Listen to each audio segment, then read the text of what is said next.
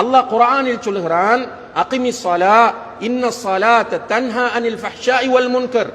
நபியே, நீங்கள் தொழுகையை நிலைநாட்டுங்கள். தொழுகை காமத்தை விட்டும் ஆபாசத்தை விட்டும் விரசத்தை விட்டும் உங்களை தடுக்கும். இப்ப நம்மில் தொழக்கூடியவர்கள் என்பவர்களில்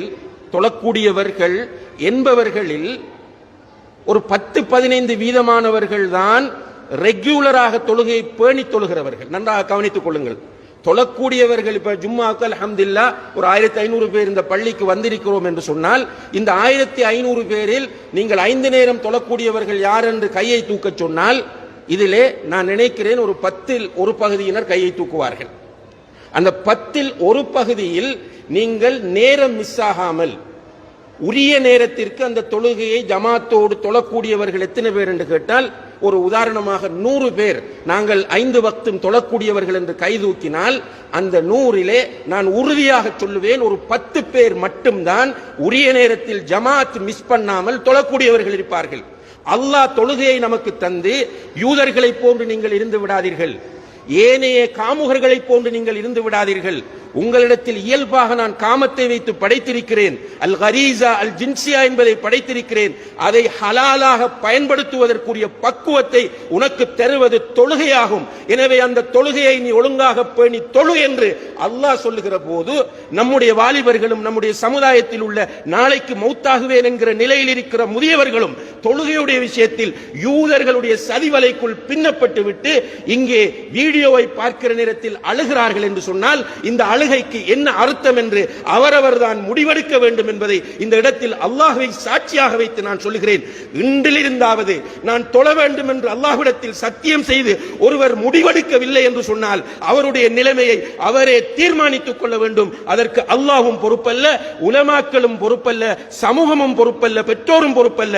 எல்லோருக்கும் புத்தி இருக்கிறது, எல்லோருக்கும் மூளை இருக்கிறது, எல்லோருக்கும் அறிவு இருக்கிறது. எல்லோரும் மௌத்தை கண்ணால் பார்க்கிறோம், எல்லோரும் மையவாடிகளை பார்க்கிறோம், எல்லோரும் ஜனாசா தொழுகையிலே கலந்து கொண்டவர்களாக இருக்கிறோம். கபருக்குள்ளே ஜனாசா வைக்கப்பட்ட பிறகு எல்லோரும் மண்ணள்ளி போடுகிறோம். இப்படி பார்த்து கேட்டு அனுபவித்துக் கொண்டிருக்கிற நாம் நம்முடைய நிலைமையை தீர்மானிக்க முடியாத ஒரு பரிதாபகரமான நிலையில் இருப்போமாக இருந்தால், நம்மை விட கேவலமானவர்களும் நம்மை விட அசிங்கமானவர்களும் நம்மை விட முட்டாள்களும் இந்த உலகத்தில் நிச்சயமாக வேறு யாரும் இருக்க மாட்டார்கள் என்பதை இந்த இடத்திலே நான் உறுதியாக சொல்லிக்கொள்ள விரும்புகின்றேன். இதற்கு அல்லாஹ் சாட்சி, நான் சொன்னதற்கு அல்லாஹ் சாட்சி.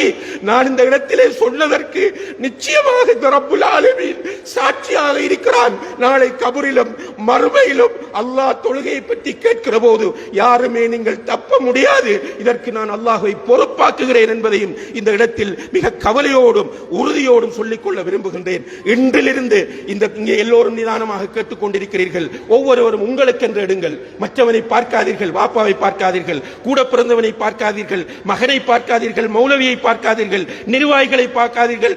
நீங்கள் கேளுங்கள், உங்களுடைய காதுகளால் கேளுங்கள். இன்று பலஸ்தீனத்திலே 20 நாட்களுக்குள் 7000 முஸ்லிம்கள் படுகொலை செய்யப்பட்டுக் கொண்டிருக்கிறார்கள். வீடுகள் தரைமட்டமாக்கப்பட்டிருக்கின்றன. நம்முடைய சகோதர சகோதரிகள், தாய்மார்கள், குழந்தைகள் இடிபாடுகளுக்கு இடையில் இன்னும் எத்தனை பேர் இருக்கிறார்கள் என்பது தெரியாது. ஒழுங்காக குடிப்பதற்கு நீர் இல்லாமல் இருக்கிறார்கள். டாய்லெட் போவதற்கு பெண்கள் இடமில்லாமல் இருக்கிறார்கள்.